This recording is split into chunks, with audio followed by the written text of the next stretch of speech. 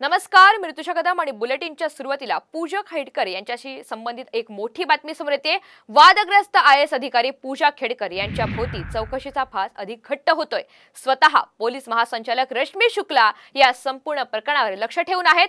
खासगी गाडीवर लावलेला अंबर दिवा प्रकरण, दिव्यांग प्रमाणपत्र प्रकरण याचा अहवाल रश्मी शुक्ला यांनी मागवलेला आहे। तर पूजा यांच्या आई मनोरमा खेडकर यांनी शेतकऱ्यांना बंदुकीचा धाक सुद्धा दाखवलेला होता आणि या प्रकरणाचा अहवाल सुद्धा रश्मी शुक्ला यांनी मागवलेला आहे। अतिशय मोठी बातमी म्हणावी लागेल। वादग्रस्त आयएएस अधिकारी पूजा खेडकर यांच्या भोवती आता चौकशीचा फास अधिकच घट्ट होतो, कारण स्वतः पोलीस महासंचालक रश्मी शुक्ला या संपूर्ण प्रकरणावर लक्ष ठेवून आहेत।